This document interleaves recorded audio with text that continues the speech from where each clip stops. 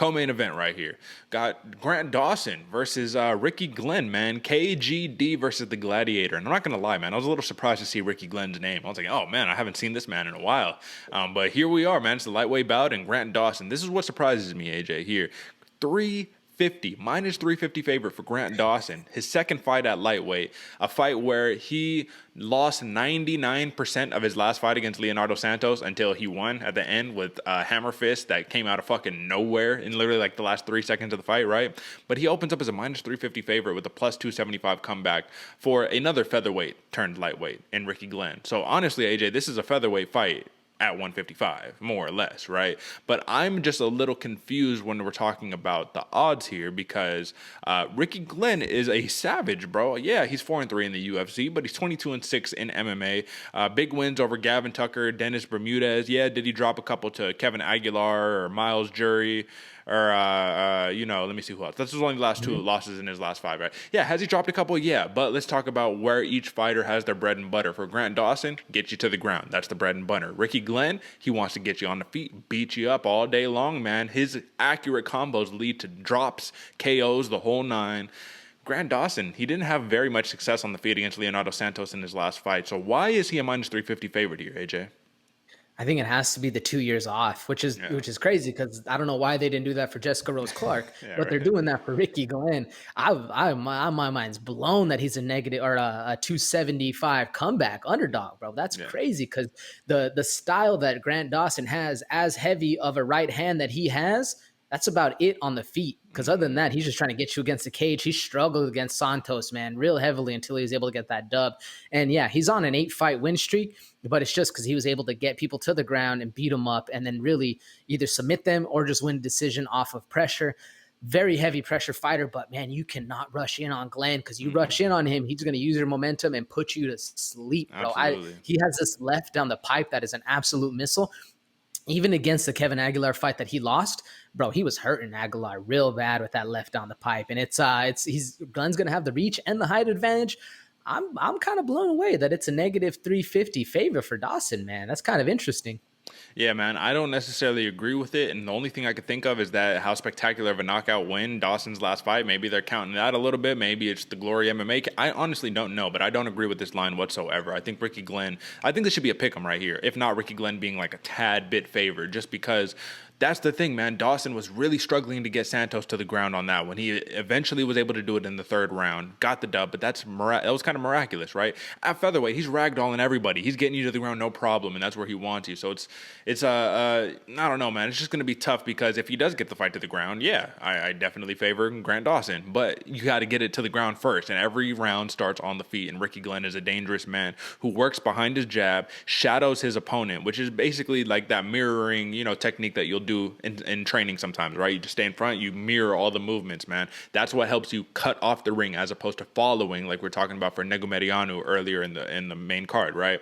But then again, Ricky Glenn, is he not more or less of a touch and go type of fighter as well, right? Which is what makes him dangerous because he's not, there's some fighters, right, where like Apollo Costa, we'll talk about in the next matchup, where he's sitting down, over committing, and that can lead to takedown attempts. But if you're Ricky Glenn, you touch and go, a lot harder, right? So ultimately, that constant pressure, that steady pace can lead to cardio issues for Grant Dawson. But let's not put any disrespect. Grant Dawson, the level change to the overhand right is a dangerous combo, bro. Like that's his go-to, right? Level change, overhand right. You know what I'm saying? Almost every single time.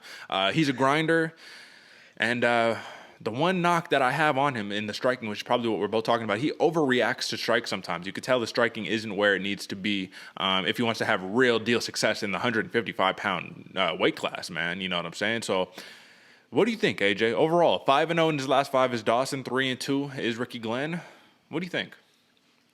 Man, me personally, I'm rocking with Ricky Glenn, and I'm going by KO, bro. Like, I think he has the ability to get it done on the hands, and even on the ground, he's no slouch, man. He can get it done. He's very strong on the wrestling. He just prefers the hand, and he has that quick left.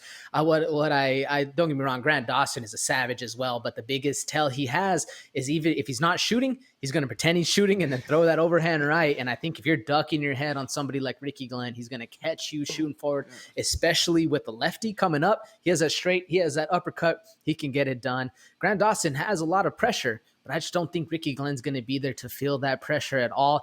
Even though he's out for 2 years, I'm rocking with Glenn on the comeback, man. That's some serious value right there, 275. I agree too, and it's one of those tough ones because in my mind, I'm just like, damn, like, you know, the odds, what they have, oftentimes what they do is they skew our perspective, right? And they make us think like, damn, what am I missing here? No, maybe Dawson is. So then you start second guessing, right? And that's what I was doing because I placed in a little parlay before the show started, and the parlay was just my picks, folks. So you get the parlay right here, all of my picks in a row, 6 fights. You know what I mean? It's a long shot. It's 6 fights. It's a lot of fights to be right on, man. But regardless, and when the one I was having the most trouble with, I was like, man, I'm picking Ricky Glenn. That is basically my pick. But I was like, do I pick him? Am I about to trash my parlay with just this one pick? Because he's such a big underdog, dude, at plus 275. And I think right now, these are all opening odds, folks. Right now, I think he's even higher. I think he's like a plus 350 underdog. It's crazy, right?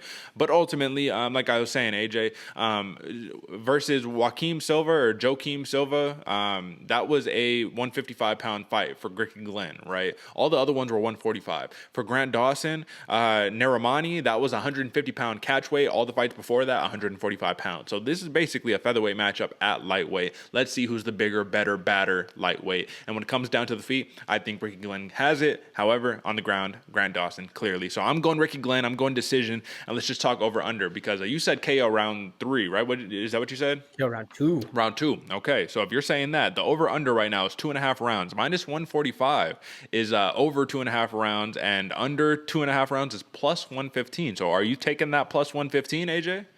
I'm taking the under, brother. Okay. I think there's like I think the only reason they're going over or like it's that high on the 2.5 you said is because they're expecting Grant Dawson to get it done on the wrestling, and they don't really see him as a finisher. Whereas Ricky Glenn, I do see some serious value there. I think he can get it done. Like I said, early, might be middle of round 2, but I still think it's going to be a KO round 2.